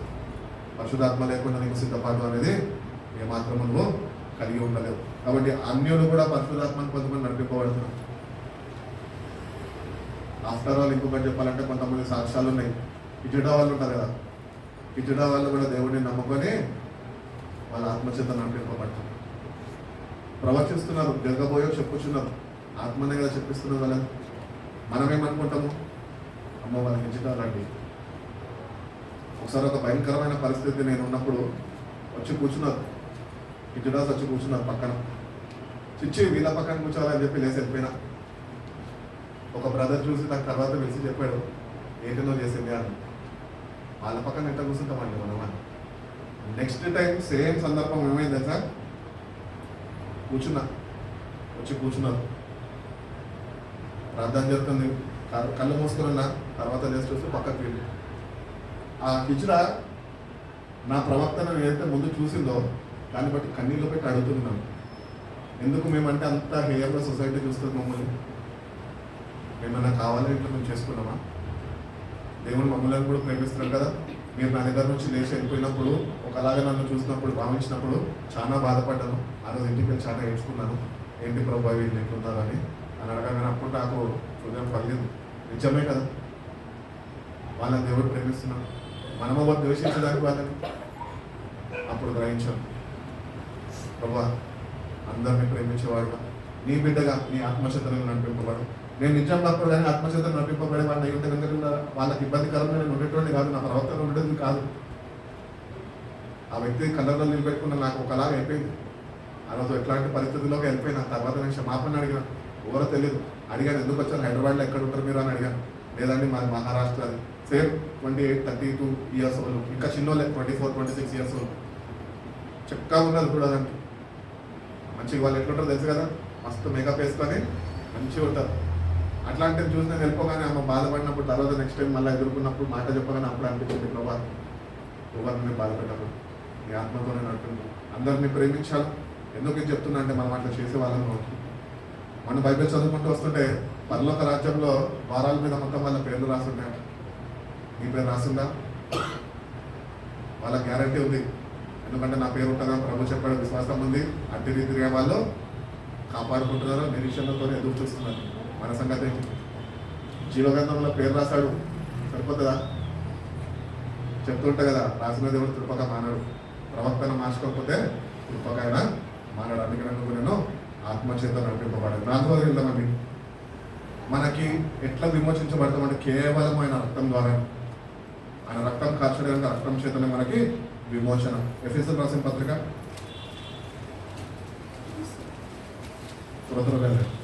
1వ అధ్యాయము 7-8 చదివేసా? ఆల్రెడీ అయిపోయింది కదా.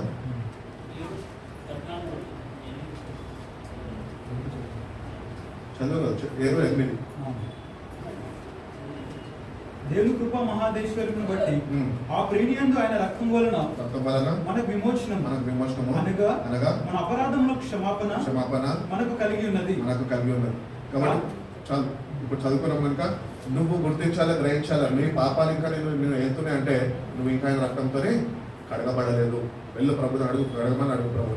ప్రభా నువ్వు నాకు పాప క్షమాపణ అనుగ్రహించు, పాపం నుంచి విడుదల నాకు కావాలని నువ్వు ప్రాధాయపడితే కానీ దేవుడైన రక్తంతో నిన్ను కడగలేదు అని దేవుడు తెలియదు. కాబట్టి లావిష్డ్ on us with all wisdom and understanding. దేవుడు ఒక జ్ఞానంతో ఆయన మనని రక్షించుకునే దానికి తన కుమారుడిని పంపిను. దేవుడు అయితే ఆ తలంపు కలగకపోతే మనకు రక్షణ ఉండేది కాదు. ఆయన రక్తం కార్చాడు. ఎందుకు? దేవుని యొక్క ప్రణాళిక, దేవుని యొక్క చిత్తం అది జరగాలి. అది జరుగుతూనే ఆయన స్వరూపంలో చేయబడిన మనము రక్షణకి అర్హులుగా పాత్రలుగా జీవించగలుగుతామని దేవుడు తెలియజేస్తుంది. అంతేకాక he rescued us from the darkness. చీకటి నుంచి మనల్ని ఆయన విడిపించి ఉన్నాడు అంట. చూసుకుందాం. కొలసీలకు రాసిన పత్రిక 1వ అధ్యాయం 13-14 ఒకసారి చూస్తున్నాము. ఇంకొకరు ఎఫ్ఎస్సి 1:7. ఎఫ్ఎస్సి కాదు, ఎఫ్ఎస్సి 6:12. ఆయన మనలను అంధకార సంబంధమైన అధికారంలో నుండి విడుదల చేసి తన ప్రేమించిన తన కుమారుని యొక్క రాజ్య నివాసునిగా చేశాను. 6:12. ఏలైనగా అమ్మా. మనము పోరాడున్నది శరీరులతో కాదు కానీ ప్రధానులతోనూ అధికారులతోనూ ప్రస్తుత అంధకార సంబంధులకు లోకనాథులతోనూ ఆకాశ మండలంలో ఉన్న దురాత్మల సమూహములతోనూ మనము పోరాడుచున్నామట. ఈ పోరాడేటోడు ఉట్టిగా పోరాడలేడు, క్రైస్తవుడు పోరాడలేడు. ఎవరైతే నా రక్తం చేత కడిగింపబడి విమోచించబడి ఎవరైతే ఆత్మని కలిగి జీవిస్తారో వాళ్ళు మాత్రమే పోరాడగలుగుతారు. కాబట్టి ఈ జీవితం అనేది ఒక పోరాటం అన్నమాట. పరలోక రాజ్యం దేవుడు చనిపోయాడు మనకి ఇచ్చేసాడు అనుకోవడానికి లేదు. ఇది ఒక పోరాటం. పోరాడు, దేవుడి దగ్గర నుంచి పొందుకో, ఆత్మను కలిగి ఉండు. ఆ చీకటి నుంచి దేవుడు నేను వేరుగా ఉంటామని. కానీ ఈ రోజు కూడా చీకటి వ్యక్తిగత జీవితాల్లో నీ జీవితాన్ని కానీ నా జీవితం కానీ చీకటి ఏం చేస్తుంది? ఏలుతుంది. ఆ ఏళ్ళ చీకటి నువ్వు జయించాలంటే నువ్వు పోరాడు. ఎట్లా పోరాడతావు? వాక్యం చేత, ప్రార్థన చేత, దేవుని ఆత్మ చేత మనం పోరాడడం నేర్చుకోవాలి. నువ్వు పోరాడలేకపోతే చేతగానే అర్హత కోల్పోతావు పరలోక రాజ్యంలో. అందుకని పోరాడు దేవుని కొరకు. దేవుడి పక్షాన ఉండి నువ్వు దేవుని దగ్గరికి వెళ్ళి మోకరిస్తే దేవుడే తన ఆత్మని నీలోకిచ్చి ఆ ఆత్మ చేత వాక్యం అనే కడగము నీలో ఉంచి ఎట్టి రీతిగా నువ్వు పోరాడాలో చీకటితో నేర్పిస్తావు. ఈరోజు మనం ఉంటున్నది వెలుగులో ఉంటున్నాం, చీకటిలోనే ఉంటున్నాం, చీకటి లోకంలో ఉంటున్నాం. మరి మనల్ని చీకటి లోకం నుంచి ఆశ్చర్యమైన వెలుగులోకి మనకి ఆయన ఏర్పరచుకున్నాడు కదా. మరి వెలుగులో ఉండాల్సిన మనము ఇంకా చీకట్లోనే ఉన్నట్టు వాక్యం చదవక ప్రార్థన చేయక మన జీవితాన్ని సరిచేసుకోక ఎట్లా పోరాడేద్దాం మాత్రం? దురాత్మ శక్తులు ఉన్నాయంట పైన. అవైనా ప్రార్థన చేయనివు, అవైనా దేవుని దగ్గర ప్రార్థనలో సమయం గడపని. అందుకని నువ్వు ఈ రోజు నుంచి అన్న వాక్యాన్ని చదివి వాక్యం చేత పరిశుద్ధాత్మని పొందుకొని ఆయన రక్తం చేత విమోచించబడి దేవుని ఆత్మని పొందుకొని నువ్వు కానీ పోరాడితే కనుక అది జీవితమే ఒక నూతన అనుభవంగా ఉంటుంది. అది వ్యక్తిగతంగా ఎంత తెలుసు చెప్తే విని వదిలిపెట్టేస్తావు అంటే రీతిగా కాదండి. మనం పోరాడాలి. అందుకని అంటాడు మనం పోరాడేది శరీరాలతోనే కాదు. గుర్తించు ఎవరి స్వాధీనంలో ఉన్నావు, ఎవరి అబద్ధ హస్తాల్లో పట్టబడి ఉన్నావు. నేను ఇంకా చీకటి దుష్టుడు పట్టుకొని ఇంకా నిన్ను వేధిస్తూ బాధిస్తూ ఇంకా కష్టాలు తెస్తున్నా ఇంకా దేవునికి దూరంగా జరుగుతున్నాము. కానీ దేవుడు అంటున్నాడు నేను ఇంకా నిన్ను ప్రేమిస్తాను. ఇప్పటికన్నా గుర్తించి గ్రహించి నా దగ్గరికి రా. నీ మనసును మార్చుకో, నీ సమస్తాన్ని నాకు అప్పగించు. చింత యావత్తు ఆయనకి అప్పగించేసేయి. నేను అందరికి అదే చెప్తా, ఏమన్నా కూడా చింత సరే అది సీరియస్ ఇష్యూ అని పెద్ద పెద్ద ఏమంటారు సంగతి కానీ ఏదైనా కానీ ప్రభుకి చెప్పి ప్రభు మీద నమ్మకం ఉంది కదా, విమోచించబడ్డావు కదా, రక్తంలో కడగబడ్డావు కదా, ఆ పరిశుద్ధాత్మ నడిపింపు నిన్ను నడిపిస్తుంది కదా. ఎందుకు కాన్ఫిడెంట్గా ఉండలేకపోతున్నావు? ప్రభుకి ఎందుకు ఇవ్వాల్సిన విషయాలన్నీ ఇవ్వకుండా ఇంకా ఎందుకు చింతిస్తున్నావు? ఈ లోకంలో ఎప్పుడు ఈ లోకాధికారి నీలో ఉన్నాడనుకో, పాపం నీలో ఉన్నాకో అది నేను చింతకు లోను చేస్తాను. ఆ చింత నుంచి విడుదల పొందుకోవాలంటే నువ్వు దేవుడి దగ్గరికి వెళ్ళాల్సింది. వెళ్ళండి దేవుడి దగ్గరికి ఇప్పుడన్నా వెళ్దాం. మన చీకటి నుంచి తప్పించున్నాడు, ఆ దుష్టుడి నుంచి మనం కాపాడుకోవచ్చు. మొన్నటి నుంచి చెప్పుకుంటూ వస్తున్నాం పరలోక ప్రార్థనలు ఏమని, దుష్టుడి నుంచి మీరు తప్పించు. వీరోని ఎందుకన్నాడు అన్న, మనం ప్రేమించాడు, మన కోసం ప్రాణం పెట్టాడు, ఆయన సొత్తుగా మార్చుకున్నాడు. వెలుగు మయంలో మనం ఉండాలి ఆయనతోని అని వెలుగుతో నింపాలని ఆశపడుతున్నాడు. ఇంకా వెలుగుతో నింపబడకుండా దేవుని వాక్యంతో ప్రేమించక ఇంకా చీకట్లోనే ఉంటాను అంటే నువ్వు వాళ్ళతో మాత్రము పోరాడు. పరిశుధాత్మని మాత్రం కోరుకోలేవు. పరిశుధాత్మ నీలో నుండి నువ్వు నీ మాత్రం వాళ్ళని చేయొచ్చు. నీలో పరిశుధాత్మ ఉంటేనే నువ్వు వాళ్ళని జయించగలవు అని దేవుడు తెలియజేస్తుంది. తీతు రాసిన పత్రిక వెళ్దామండి. తీతు రాసిన పత్రిక 2వ అధ్యాయము 11 నుంచి 14 వాక్యాలు. ఏదైనా సమస్త మనుషులకు రక్షణకరమైన దేవుని కృప ప్రత్యక్షమై మన భక్తిహీనతను ఇహలోక సంబంధమైన దురాశలను విసర్జించి శుభప్రదమైన నిరీక్షణ నిమిత్తము అనగా మహాదేవుడును మన రక్షకుడునైన యేసుక్రీస్తు యొక్క మహిమ యొక్క ప్రత్యక్షత వరకు ఎదురు చూచుచు ఈ లోకంలో స్వస్థ బుద్ధితోను నీతితోను భక్తితోను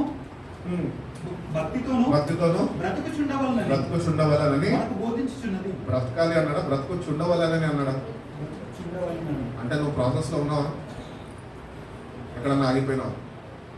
ఒకవేళ ఆగిపోతే అయినా ప్రారంభించు. దేవుడే ముందుకి విన్నాడు. He redeemed us from all wickedness అంటే ఏంటి? భక్తిహీనత అని ఇప్పుడు చదివి ఉన్నాడు. కాబట్టి ఈరోజు భక్తిహీనత నీలో ఉంది కాబట్టి నువ్వు ప్రార్థన చేయలేకపోతావు. గుర్తించు, నీలో భక్తిహీనత ఉంది కాబట్టి నువ్వు ఈరోజు వాక్యము చదవలేకపోతావు. భక్తిహీనత నేను ఏలుతుంది కనుకనే పరిశుద్ధాత్మ నీ దగ్గరికి రాలేకపోతావు. భయభక్తులతో రా అంటాడు మీద. దేవుడు ఉన్నాడు, వింటున్నాడు, నా పక్షాన ఉండి ఆయన వ్యాఖ్యం ఆడతాడు. భక్తిహీనతను విడిచిపెట్టు. ఏమైనా నడుమునొప్పి వస్తుందా? చూడకానుకో, పర్వాలేదు. భక్తిహీనత నీలో ఉండకుండా చూసుకో, జాగ్రత్త వహించు. దేవున్నాడు, దేవుని యొక్క భయభక్తుల నుంచి. అందుకని దేవుని యొక్క భయభక్తుల నుంచి అంటే ఆయన మధ్య అతిశయిస్తే ఆయన ఎందుకు భయభక్తులు ఏదో నేర్పిస్తాడు. ఆయన ఎట్లా భయపడాలి, ఎట్లా గౌరవించాలి నేర్పిస్తాడు. ఇవన్నీ చేయకుండా మనమేమో దేవుని దగ్గరకు వచ్చేసి భక్తిహీనతనే మనలో ఉంది, ఆయన వచ్చి భక్తి చేస్తుంది. అంతే కదా, యథార్థంగా ముఖాముఖం మాట్లాడుకుంటున్నాం కదండి. నేనేమంటే ఒకవేళ ఏమైనా అన్నా లాస్ట్కి సారీ చెప్తాను. భక్తిహీనత నేను ఉంది, ఆయన వచ్చి ఏం చేస్తున్నాం? భక్తి చేస్తాం. ఆ దేవుడికి అంగీకారం కాదు. అందుకని భక్తిహీనత నీలో ఉండకుండా జాగ్రత్త వహించు. తిమోతి రాసిన 2వ పత్రిక 3వ అధ్యాయం 12వ వచనం కింద. 2 తిమోతి చాప్టర్ 3 వర్స్ 12. సహించిన వారమైతే ఆయనతో కూడా ఏలుదుము. ఆయనను ఎరుగము అంటే మనలను ఆయన ఎరుగునను. మనల్ని కూడా ఆయన ఎరుగనని అంటాడంట. కాబట్టి ఈరోజు నువ్వు దేవుని దగ్గరికి వెళ్ళాలి, వెళ్ళి ఆయన గౌరవించడం, ఆయన దగ్గర నేర్చుకోవాలి. దేవుని దగ్గర ఒకవేళ నువ్వు ఆయన దగ్గరికి వెళ్ళే వాడుగా లేకపోతే ఆయన నువ్వు ఎవరో నాకు తెలియదు అనే పరిస్థితుల్లోకి వెళ్ళిపో. అన్నిట్లో ఏసయ్య తెలియదు అంటే ఫిలిం అనే చర్చకి వెళ్ళా అంటే ఫిలిం అనే ఎవరని అడుగుతాడు. అర్థమవుతుందా? కాబట్టి జాగ్రత్త వహించండి. ఎవరి మీద ఆధారపడద్దు, దేవుని మీద సంపూర్ణంగా ఆధారపడండి అని తెలియజేస్తుంది. కాబట్టి మనము గాడ్లీ లైఫ్ లీడ్ చేయాలని దేవుడు కోరుకుంటున్న రీతిగా భయభక్తులు కలిగి జీవించాలని సంఘం దేవుడు కోరుకుంటున్నాం. ఆ సంఘంలో మనం కూడా ఉన్నాం కాబట్టి వ్యక్తిగతంగా మనము భయభక్తులు ధరించుకోవాలి దేవుని దగ్గర. అది ఎట్లా వస్తుంది అంటే ప్రార్థనలో నువ్వు నలగొట్టుకుంటేనే, నువ్వు నలగొట్టుకోకుండా ఏది పట్టించుకోకుండా నాకు అవసరం లేదులే, భక్తిహీనతో భక్తో ఏదో ఒకటి నేను చేసుకుంటాలే అన్న ఇష్టం అనుకో. నువ్వు ఆయన అంటాడు, నువ్వు ఎవరు నాకు తెలియదు. ఇంకొక దగ్గర అంటాడు, మీరు నన్ను దేవుడిని అని లోకంలో మీరు ఒప్పుకుంటే నా తండ్రి ఎదుట నేను మిమ్మల్ని ఒప్పుకుంటాను. తండ్రి ఎదుట నేను మిమ్మల్ని ఒప్పుకోవాలంటే నీకు అంటే ఒక వ్యక్తిగతంగా ప్రార్థన జీవితం, ఆయనతో సరైన సావాసము, సరైన ఏమంటారు సమాధానం కలిగి ఉండాలి. కాబట్టి జాగ్రత్త వహిస్తాము అని తెలియజేస్తాం. హీ డైడ్ ఫర్ ర్యాన్సమ్, అనేకుల పాపాల నిమిత్తం ఆయన చనిపోయినాడు. నెక్స్ట్ అంశంకి వస్తున్నాడు. He died for all. అందుకని యేసుక్రీస్తు ప్రభు లోకాన్ని ఎంతగానో ప్రేమించాడు. లోకం అనగా అందరినీ ప్రేమించాడు. అందరూ రక్షింపబడాలనే దేవుని యొక్క చిత్తం. ఒకరు కూడా నాశనంకి గురి కాదు, ఒక ఆత్మ కూడా నశించడము నా చిత్తం కాదు అన్నాడు ప్రభు. కాబట్టి చిత్తంలో ఉన్న మనమే ఆత్మని నాశనానికి గురి చేసుకుంటూ సరి చేసుకోకుండా నాశనానికి వెళ్ళిపోతుంటే ప్రభు యొక్క చిత్తం నెరవేర్చే వాళ్ళని ఇంతమంది లేదు. అందుకని జాగ్రత్త వహించండి. ఏప్రిల్ రాసిన పత్రిక 9వ అధ్యాయము 15వ వాక్యం చదువుతుంది. April 9, 15, April 7, 22. ఈ హేతు చేత మొదటి నిబంధన కాలంలో జరిగిన అపరాధముల నుండి విమోచనము కలుగుటకై ఆయన మరణమును పొందినందున పిలువబడిన వారు నిత్యమైన స్వాస్థ్యము గురించిన వాగ్దానము పొందు నిమిత్తము ఆయన కొత్త నిబంధనకు ఏమై ఉన్నాడంట, ఈస్ అ మీడియేటర్.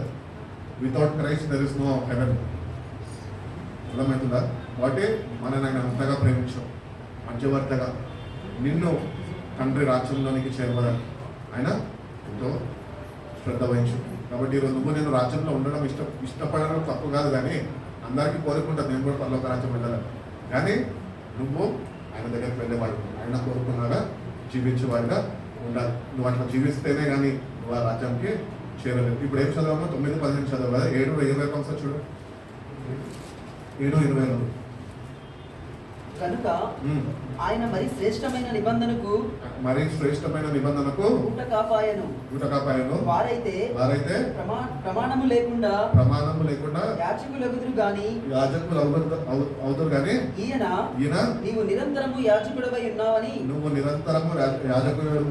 ప్రభు ప్రమాణము చేసెను. ఆయన పశ్చాత్తాపపడి అని ఈయనతో చెప్పిన వాని వలన ప్రమాణపూర్వకముగా యాజకుడాయను. మనం పాల్గొనాలి. మన ప్రధాన యాజకుడు మనకన్నా ముందుగా వెళ్ళాడు. మనం కూడా వెళ్ళడానికి ఇష్టపడుతున్నాం, ఇష్టమైతే ఉంది, కానీ ఏమంటారు పాటించలేకపోతుంది. ఈరోజు కొద్దిగా శ్రద్ధ వహించి ఆ దేవుని రాజ్యంలోకి చేరాలి కనుక మనం శ్రద్ధ వహిస్తేనే ఆ రాజ్యంలో ఉంటామని దేవుడు.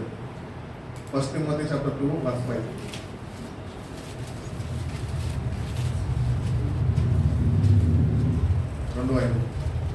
దేవుడు ఒక్కడే దేవునికి నరులకును మధ్యవర్తి ఒక్కడే ఆయన క్రీస్తు యేసు అనే నరుడు. దేవుడు చాలా. సో ఆయన అనేకుల కొరకు చనిపోయాడు, రక్షణ నీకు ఇచ్చాడు, నాకు ఇచ్చాడు. ఆ రక్షణని గుర్తించి భయముతోనూ వణుకుతోనూ మన జీవితాన్ని ఆయనకు అప్పగించి ఆయన మీద ఆధారపడి జీవిస్తే కనుక ఆ రక్షణని మనము పొందుకోగలుగుతాము, లేకపోతే కలిగి జీవించగలుగుతాము అని దేవుడు తెలియజేస్తాడు. మధ్యవర్తిగా ఉన్నాడు. ఆ మధ్యవర్తి దగ్గరికి వెళ్ళి ఆయన నీ అవసరతలు తీర్చేవాడు, ఆయన నీకు తోడు ఉండేవాడు. పాటలు అయితే పాడుతుంటాం, తోడు నీవే నా నీడ నీవే, నిత్యం నా తోడు ఉండే శరీరం నీవే. నిత్యం ఉంటున్నాం ఆయనతోనే, బాయ్ ఫ్రెండ్తో గర్ల్ ఫ్రెండ్తో తిరుగుతున్నాం. జాగ్రత్త వహించి ఆయనతో ఉండాలి. ఆయన పిలుచుకున్నాడు. ఆయన రక్తం చేత మనని సంపాదించుకొని ఉన్నాడు. ఈరోజు నువ్వు నేను ఈరోజు నిజంగా ఆయన దగ్గరకు వస్తే కనుక దేవుడు తప్పకుండా నిజమైన ఏమంటారు రిడెంప్షన్, ఇంతకుముందు ఏమైనా అంశం విమోచన అనుభవంలోనికి నడిపిస్తావు. నువ్వు విమోచన దినం కొరకు నేను సిద్ధపరుస్తావు. విమోచించేస్తాడని ఉండిపోతే సరిపోదు. విమోచించే దినం రాబోతుంది. అప్పుడు పరిశుద్ధులతో ప్రభు రాబోతున్నాడు. ఆ పరిశుద్ధులతోని సంఘము ఎత్తబడితే కనుక ఎత్తపడే సంఘంలో నువ్వు ఉండాలి అంటే ఇవన్నీ నువ్వు పాటించుకుంటూ రావాలి అని దేవుడు ఎంతగానో కోరుకుంటున్నాడు. కనుక మన జీవితాలు మనం సరి చేసుకుందామండి. ఎవరి గురించి మనకు అక్కర్లేదు. వ్యక్తిగతంగా శ్రద్ధ వహించు. నీ ఆత్మరక్షణ నీదే. నేను ఎన్నోసార్లు చెప్తూ ఉంటాను, నీ ఆత్మరక్షణ నిమిత్తం నువ్వు శ్రద్ధ వహించు. నువ్వు శ్రద్ధ వహించకపోతే పోగొట్టుకుంటావు రక్షణ. ఆయన ఇంత చేస్తాడు, ఇంత త్యాగం, మధ్యవర్తిగా ఉన్నాడు, అన్నీ చేసుకుంటూ వచ్చాడు. ఇవన్నీ తెలుసు కూడా మనం నిర్లక్ష్య స్వభావం అట్లానే ఉందామనుకో, నువ్వే రక్షణ పోగొట్టు. కనుక రక్షణని కాపాడుకోవాలి. ఆ మధ్యవర్తి దగ్గరికి ప్రతిదినం వెళ్ళి ప్రతిదినము ప్రార్థన చేసేవారుగా మనము ఉండాలి అని దేవుడు తెలియజేస్తుంది. ఆఖరిగా పేతురు రాసిన పత్రిక ఒకసారి చదువుకోవాలి. 1వ అధ్యాయం ఏంది అమెరికా లెసన్ తీసుకొచ్చిన అంటున్నారా? ఫస్ట్ పీటర్ చాప్టర్ 1 18-19 చదువుకుంటున్నాం. పితృ పారంపర్యమైన వ్యర్థ ప్రవర్తనను విడిచిపెట్టినట్టుగా వెండి బంగారముల వంటి క్షయవస్తువుల చేత మీరు విమోచించబడలేదు కానీ అమూల్యమైన రక్తము చేత అనగా నిర్దోషమును నిష్కలంకమునగు గొర్రెపిల్ల వంటి క్రీస్తు రక్తము చేత మీరు విమోచించబడితేరని మీరు ఎరుగుదురు కదా. మరి ఎరుగున్నవారు మనం ఎందుకు లోబడతానే? ఈరోజు నేను ప్రభు దగ్గర జీవితాన్ని కట్టమన్నాను. ప్రభా, నువ్వు ఇచ్చిన రక్షణని నేను కాపాడుకుంటున్నాను. నువ్వు నాకు తోడుగా ఆ విమోచన దినం కొరకు నన్ను సిద్ధపరచు ప్రభా. నేను కూడా నీ రాజ్యంలో ఉన్నాను. అది ఏ దినమో, ఏ క్షణమో, ఏ గడియనో మనకి తెలియదు.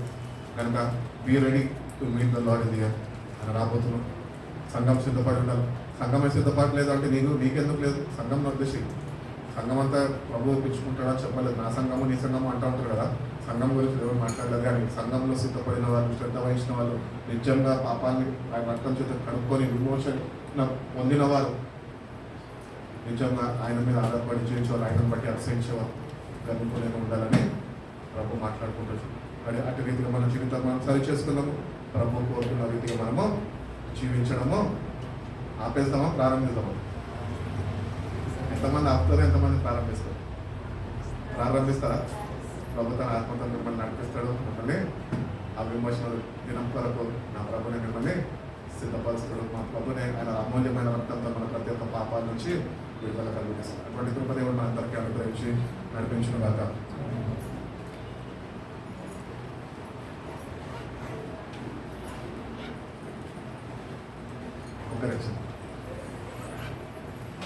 ప్రార్థన చేస్తే ఎప్పుడు వెళ్ళిపోదామా అని ఎదురు చూస్తున్నారు. మొక్కలు కూడా ఏం మర్చిపోతారు లేదండి. ప్రతి శ్రద్ధ ఆత్మరక్షణ నిమిత్తం దేవుని మాట్లాడుతున్నాం. దేవుని యొక్క భయభక్తులతో ప్రభా వాక్యమైన ప్రభా ఆ వాక్యం ప్రకారమైన గ్రహించి గుర్తించి ప్రభా నిన్ను బట్టి అతిశయిస్తూ ప్రభా ఈ లోకంలో దేన్ని ప్రేమించగలైనా నీ వాక్యంతోనే సమయము గడుపు ప్రభా. మోకరించి నీ సన్నిధిలోనైనా ప్రతి ఒక్క పాపాల నుంచి విడుదల పొందుకొని ప్రభా మీరు అనుగ్రహించిన వాక్యం అనే వెలుగులోనైనా మా జీవితాన్ని మీరు స్థిరపరచమని అడుగుతున్నాం తండ్రి. మీరు మాకు తోడుగా ఉండండి, మాకు సహాయం చేయండి. అంత్య దినాల్లో వచ్చినాము, ఆఖరి గడియల్లో వచ్చిన ప్రభా ఇంకా అజ్ఞానంలో ఏమాత్రం ఉండక ప్రభా జ్ఞానుల వలె మీ దగ్గరికి వచ్చి ప్రభా నీ సన్నిధిలోనైనా శక్తిని పొందుకునే వారిగా, మా సమయాన్నినైనా నీతోని గడిపే వారిగా ప్రభా మా జీవితాన్ని మీరు సరిచేయండి. మా ప్రవర్తన నీ దృష్టికి అంగీకారంగా లేదేమో ప్రభా, మమ్మల్ని దయతో క్షమించండి ప్రభా. నీతోని నీ ప్రజలుగా ఉంటున్న మేము నీతో సమయం గడపలేని దౌర్భాగ్య స్థితిలో ఉంటున్నాం ప్రభా. ఒకసారి మమ్మల్ని జ్ఞాపకం చేసుకున్నాం. ఇష్టపూర్వకంగా నేను సన్నిధిలో ప్రతిదినమునైనా మోకరించే వారిగానైనా మీరు అటువంటి హృదయాన్ని మాకు కలిగించండి ప్రభా. మీ సహాయం మనకు అనుగ్రహించండి ప్రభా. మీ పరిశుద్ధాత్మని మా కొరకునైనా మీరు పంపి ఉన్నారు ప్రభా. పరిశుద్ధాత్మని మాకు అనుగ్రహించండి ప్రభా. ఆ పరిశుద్ధతని మేము కోరుకునే వారిగానైనా, ఆ పరిశుద్ధతలో జీవించే వారిగానైనా మా జీవితాన్ని మీరు సరిచేయండి. మీరే మాకు తోడుగా ఉండండి.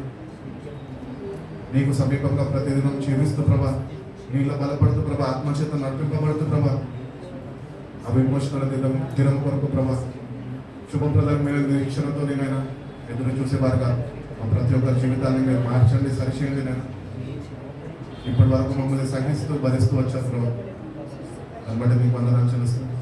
ఇంకేమాత్రము అశ్రద్ధ వహించక ప్రభా, ప్రతిదినము మీ సన్నిధిని కోరుకొని ప్రభా, మీ వాక్యం చేతనైనా బలాన్ని పొందుకుంటూ ప్రభా, ఈ లోకంలో ఉన్న చీకటి శక్తులు, అంధకార శక్తుల మీదనైనా గొప్ప జయాన్నినైనా మేము అనుభవిస్తూ ప్రభా, మీరు ఆకలికి ముందు కొనసాగే కృపను మీరు దయచేయండి. వచ్చిన ప్రతి ఒక్క బిడ్డను బట్టి నీకు వందనాలు చెల్లిస్తున్నాను. మీరు బిడ్డకు తోడుగా ఉండండి. వాళ్ళ యథార్థ హృదయంతో నేను మీ సన్నిధిలో ప్రార్థన చేసే అటువంటి మనసులోనైనా వాళ్ళని ఒప్పించండి. ప్రతి ఒక్కటినైనా మీ పాద సన్నిధి దగ్గర వాళ్ళు బ్రతిమలాడుకొని వేడుకొని పాపక్షమాపణ పొందుకొని ప్రభా, మీ చేతనైనా విమోచన దినం వరకు కొనైనా భద్రపరచుకుని ప్రతి ఒక్క బిడ్డను మీరు దయచేసుకున్నామని వచ్చిన ప్రతి ఒక్క బిడ్డను బట్టి నీకు వందనాలు చెల్లిస్తూ, బిడ్డ చుట్టూ మీ దేవతలు కాపుదలు వచ్చారు, ఇప్పటివరకు నడిపిస్తూ వచ్చారు ప్రభా. మీ ఇంకా రాబోయే రోజుల్లో కూడా నడిపించబోతున్నాక ప్రభా, మీరేనైనా మీ ఆత్మతో బిడ్డలు మీరు దర్శించండి. కఠిన హృదయాన్ని మీరు మార్చండి ప్రభా, మాంసం హృదయాలు దయచేయండి ప్రభా, పశ్చాత్తాప హృదయాలు దయచేయండి. మీ సన్నిధిలో కన్నీళ్లు విడిచేవారిగానైనా అది నేర్పించమని అనుకున్నాం. మీతో సమయం గడుపుతూ మీ దగ్గర నుంచి శక్తిని పొందుకుంటూ ప్రభా, మీతో సమయం గడపడానికి ఇష్టపడే బిడ్డలుగానైనా జీవితాలను మార్చిన బిడ్డల జీవితంలో నూతన కార్యాలు జరిగించి మీరు ఆకడికి ప్రతి ఒక్క బిడ్డలు మీరు సిద్ధపరుస్తున్నాం. ప్రతి ఒక్క బిడ్డలు మీ చేతుల్లో పంపిస్తున్నాం. వచ్చే బిడ్డలందరినీ మీరు దీవించి ఆశ్రయించండి. ప్రతి ఒక్క బిడ్డలు బట్టి మీ వందనాలు చెల్లిస్తూ యేసయ్య పరిశుద్ధ నామంలో ప్రార్థన అడిగి వచ్చిన పరమ తండ్రి, ఆమేన్.